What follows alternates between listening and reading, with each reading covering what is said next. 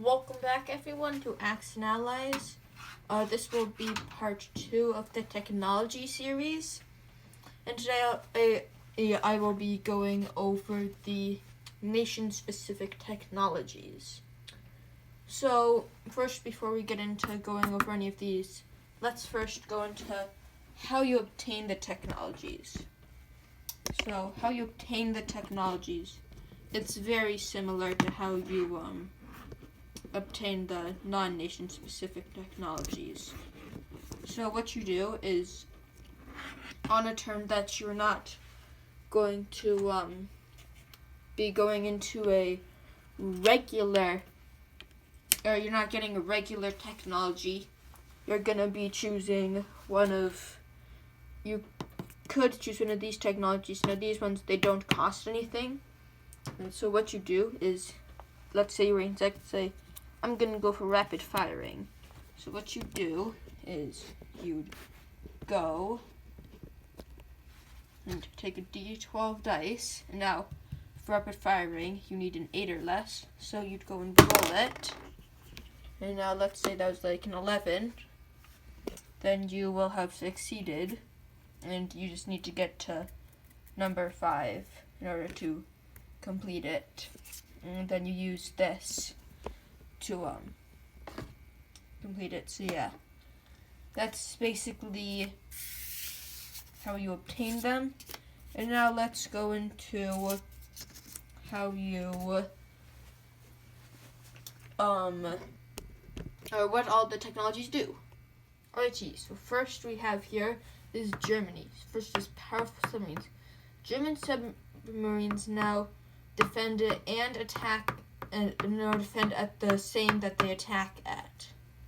So, if we go and look over here, you can see the Germans, they could send these two submarines down south to attack these two. And now, or actually no, the Germans were over here and the British went and attacked. Instead of defending at one, they'd be defending at twos. Now, because this isn't a because that is a destroyer, they wouldn't be getting their surprise attack. But if it was something else, like an aircraft carrier, they would. And that also applies if they get super submarines, they'd be attacking and defending at a 3 or less.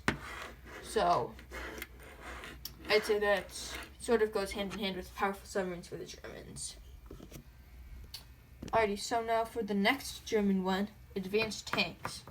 German tanks can now blitz through territories with only AA guns or 2 empty territories. So, as you can see over here, one tank, it could go through eastern Poland into western Ukraine, like it normally would. This tank could go through Bessarabia, it could go through Bessarabia and onto Ukraine still, and have succeeded like that. And the AA gun would be destroyed and removed somewhere else as the tank blitzed through there. So that's how that one. Alright, now, next is the Japanese. So, first in the Japanese, its nation-specific technologies is chemical warfare. Japanese artillery can now into neighboring territories on a D6. For every infantry and mech on a roll of a 1, they're taken off the board. So, go over here to Kwangsi, where there's 3 Japanese artillery. You'd get 3 D6 dice, and you'd take them all, and you'd just roll them. Now, oh wow, the Japanese got really unlucky. But if any one of them landed on a 1, that would be 1 Chinese infantry taken off. Now, if what happens if there's more artillery than units in there. Like, example, there's 6 here, but only 5 Chinese infantry in Hunan. Well, for that, they would only get 5 dice to roll, because it's as many units are in here. Like if there was only 1, they'd only get 1 roll. And this chemical warfare, it is instead of the artillery doing something else. But if there's not enough Chinese infantry in Hunan, this one could still move south and take Kwangtung. Anyways, so yeah, that's that basically. And next is stronger kamikaze. Kamikaze markers now hit on a 7 or less on a D12, and the kamikaze markers can be used twice. Ready, so for this one, you will need a dice that can roll at a 12 or less. Well, just like the technology. So this one, each kamikaze marker, let's say there's an attack going against the Japanese. Now, there's as many of these as they want. For every single one on a 7 or less, it hits on the D12. So yeah, that's basically all to go through with the kamikaze. And if you want, and if you only have 6 of these chips, an easy way I'd say to figure out if you used it 1 or twice is to just flip it over if you haven't used it at all. Maybe have it flipped over if you've used it once. So next is on to the Italian one. Alrighty, so now we are on to the Italian. First is trained aircraft crews. Italian aircraft, when they have air superiority, they get 1 free dice roll per turn. Now that dice roll is still just on a D6. So it doesn't matter. You can have, it doesn't matter what type of dice you have. You'll just use one that comes with the regular game. So now here we see Italians. They have more aircraft, so along with the regular 4 rolls that they'd get an extra bonus roll. Now for the Italians, they ever lost air superiority, and that still doesn't count even if they only have, along with losing the dice rolls, they lose that extra 1. So it's not there for the entire battle, and only be rolling. And right, so next, after that one, is specialized submarines. It's supposed to say when convoying, Italian submarines can hit on a 4 or less. It's like over here. Italians are in a convoy zone. And the submarines, they get 2 dice. And now, most submarines, these dice can hit at a 4 or less. So now, instead of doing just 4, it does 8 damage. Which can only do a it made maximum 8 off the British. So that's all of the Italian specific technologies. moving on, next is the Soviets. Alrighty, now on to the Soviet-specific technology. First one is mass-produced tanks. Soviet tanks not only cost 4 IPCs is to build, but they only defended 2. So let's say the Soviets have 12 IPCs. Instead of only being able to buy 2 tanks, now with that technology they'd be able to buy 3 tanks. But that those tanks, they now only defend at a 2. They still attack at a 3, but on defense they're worse. Alright, next is speedy artillery. So the artillery for the first 2 rounds of battle get first strike capabilities. So if we can come over here, and the Soviets, they send these troops against the Baltic states. We'd move them over to the battle board. Now, over here, the Soviet artillery, they get 2 dice. Now, both of them hit. Now, just like the special submarines, the mechanized infantry, they go away without firing back. So they don't go past the concentrating line, they just get taken off the board. Then the mechanized infantry rolls, and then the tank rolls again. But let's say it's now the 3rd roll.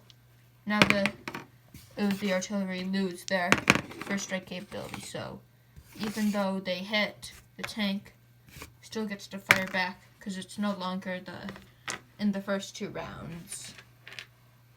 And next is the United States. Alrighty, so now we are on to the United States specific technology. First is medics. For each infantry and mech unit, you roll a d12 dice. If you roll a 3 or less, the infantry or mech survives. So let's say all of these units died. For the mech and the 2 infantry, you'd get to roll a d12. But you wouldn't roll for the tank, as it is not counted in the medics. So the tank's automatically dead, and you'd roll the dice. Infantry gone, another infantry gone. And if you roll a 3 or less, it survives the battle and just goes back to where it was before the battle, whether that was on a transport or a friendly territory. And next is Lend-Leasing. The United States is allowed to produce units for the Allies, and they can only lend-lease if there's an uninterrupted supply line to the nation, and if it is disrupted, well then that's just too bad. Over here you can see the United States. They're spending their IPCs for a British aircraft carrier. Now they could buy Soviet unit if they wanted, but in this scenario, so they'd be able to have it go all the way over to the British Isles, or could simply just paste in Canada, wherever they wanted. Not where the ally wants it. So if you're the US player, you could just be annoying, and the British could be like, oh, we really need more planes, and the US player could be like, hey, here's an aircraft carrier. But then you could also just be really annoying and place it down here next to British Guyana, and just be extra annoying if you wanted. But you probably don't want to be annoying, and you'd probably place it in like 110 or something. and thing, but it is maxed to 1 unit, so United States can't, like, lend least a fully loaded carrier. It'd have to be the carrier, then the units. It can't all be at once. So yeah, next is the United Kingdom technology. Next is the UK, a specific technology.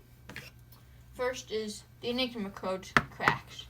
The British, when the Germans attack the British, they know about it before, and the battle begins, and then they're allowed to retreat or scramble planes if they can make it to the attack and make it back to the original territory within legal moves.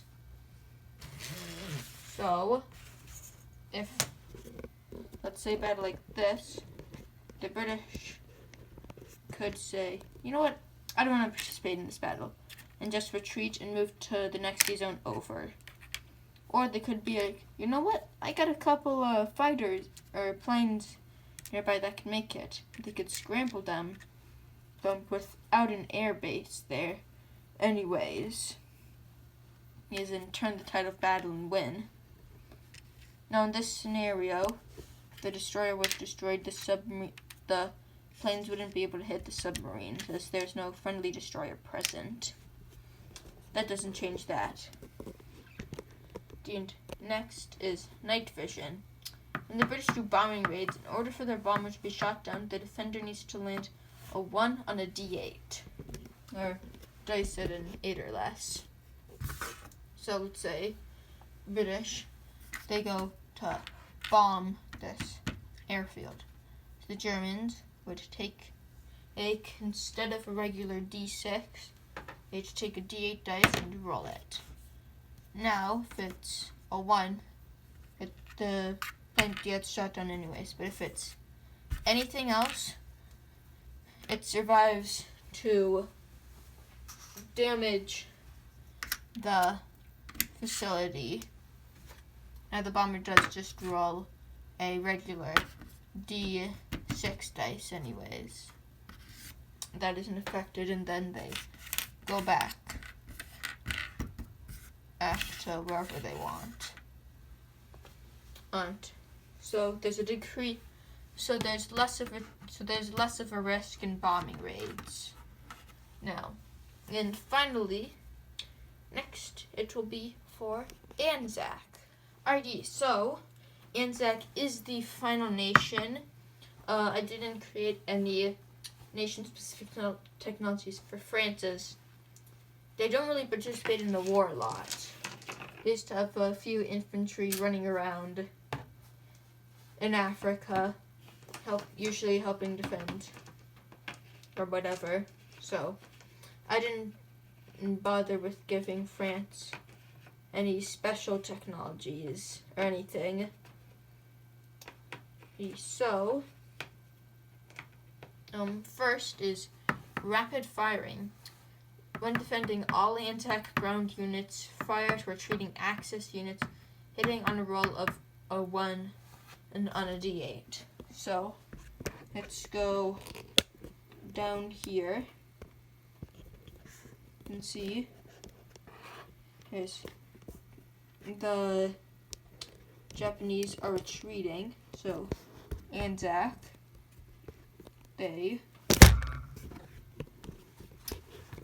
ANZAC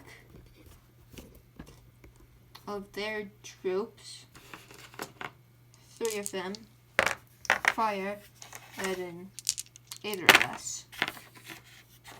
Hey, they got a hit. And now the Japanese, they get to decide which unit they want killed. They're probably going to choose the infantry. And everyone else retreats into Siam. Now, it doesn't matter if there's also friendly units. They do not get a roll at a D8. It's only for ANZAC units. And next, for ANZAC, and the final one is deception. When ANZAC forces are being attacked, for every ANZAC unit, the enemy rolls 1d12 12. For every roll of a 12, not a 1 unit of the attacker's choice that unit gets deceived and tries to attack a phantom force and doesn't participate in the battle. So, we head over here. If these Japanese units are going to attack the Anzac, for every Anzac unit, they'd roll a d12.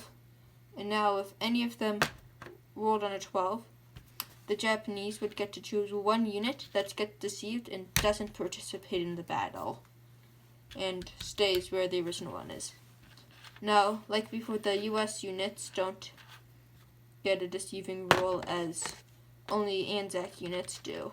And after that, and if the Anzac, they can get really lucky, so they could only be facing like 1 battleship. Or if they did roll everything, the Japanese could be smart and only send in their submarine. And if there were no destroyers present, they would just immediately submerge and retreat back.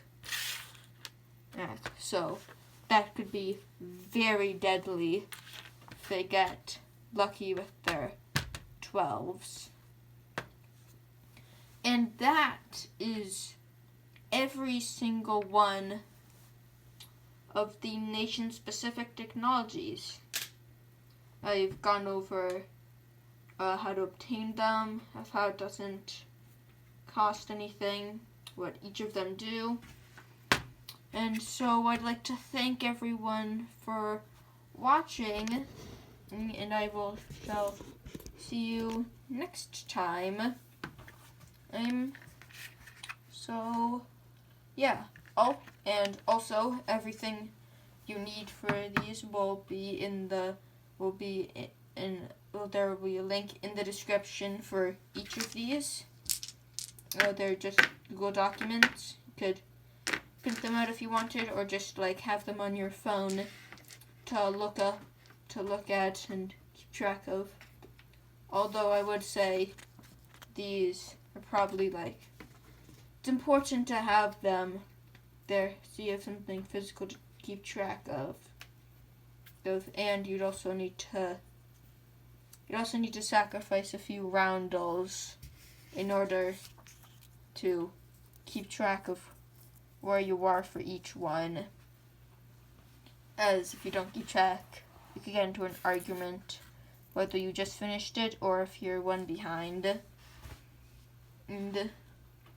And you probably wouldn't have a way to go back and check. So, yeah, you might want to get some more roundels. You could get those extra roundels at Historical Board Gaming or something. Or Historical Board Gaming will also be in the description, and that's where you could get these special dice if you wanted. And so, thank you for watching again, and I shall see you next time.